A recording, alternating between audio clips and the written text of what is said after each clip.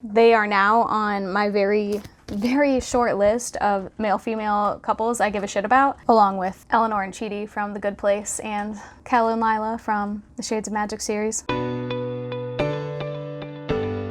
What's up everyone, my name is Kelsey, welcome back to my channel. Today we're doing my November wrap-up. November was a slow reading month. You know, it's just a busy time of year. I work in advertising and like everyone and their mom wants to do a last minute Black Friday promotion. So there's quite a bit of overtime and much less time for reading. So I read a total of 3 books in November. 3 books? That's not even like a bad number. That's like still a solid number of books to read, but I've set myself up this year for reading between 8 and 12 books every month. So now 3 feels like a disappointment. Of these books, 2 are young adult and 1 is adult. I have 2 3-star and 1 5-star book. And they're all, I guess I would say 2 of them are fantasy and 1 of them is magical realism. So first up, at the beginning of the month, I read Beyond the Black Door by A.M. Strickland. This is a young adult fantasy that follows Kamai, who is a soul walker, which means she can travel through people's souls while they sleep. And after like a tragic incident at her family home, she is separated from her mother and has to go live with her father, who she's never met and didn't even know her mother knew who he was, in the city. So Kamai is different than other soul walkers in that she, no matter where she goes, what soul she travels to, she's followed around by a black door. And her mother warned her never to open this door, but now that her life is in upheaval, she's angry and confused. She, of course, opens the door. And then starts to find out that she is part of some sort of plot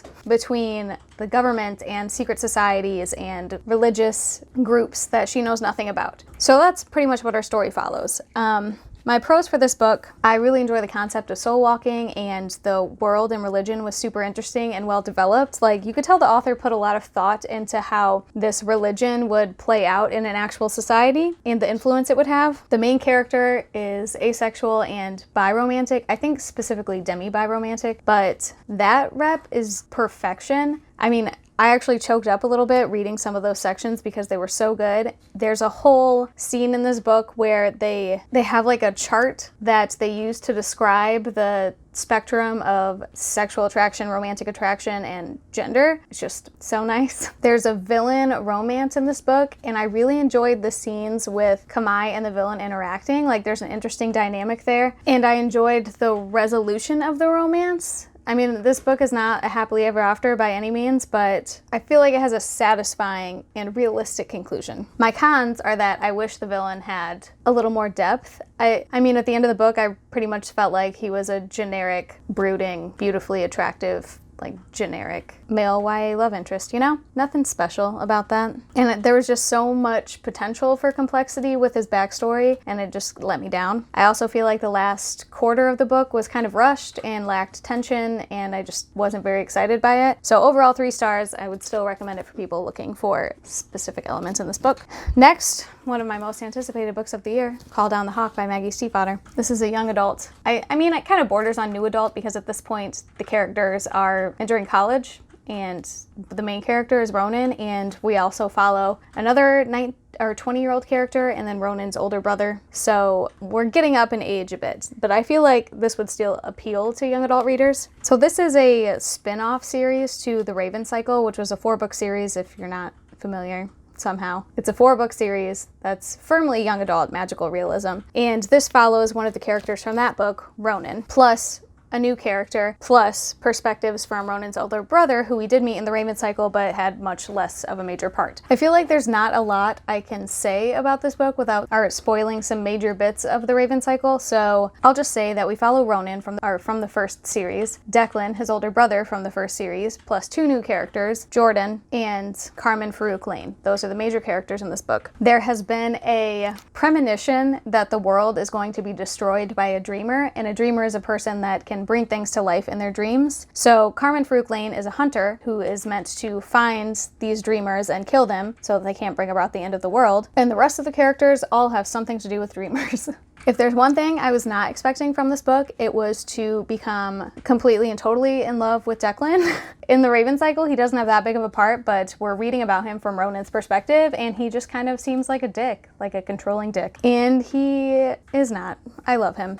There's a ship in this book. Declan and another character get together, and they are now on my very very short list of male-female couples I give a shit about, along with Eleanor and Chidi from The Good Place and Kel and Lila from the Shades of Magic series. I'm sure there are more, but those are the ones that come to mind. So my pros for this book, I can't even talk about this in pros and cons. I loved this book. I gave it 5 stars. I also loved The Raven Cycle, but just in comparison, I'll say that if you tried to read The Raven Cycle and thought it was boring, but you liked Maggie's writing style, I would give this a try because it's faster paced, and just all the situations and the plot they have a little more gravity, because I can totally see why someone would read The Raven Cycle and be like, wow, this was really boring. That's what I thought the first time I picked up The Raven Boys. This was not boring. All right, and last, Gods of Jade and Shadow by Sylvia Morena Garcia. This is an adult fantasy. I read this for the Book Push Book Club, which is the Book Pushers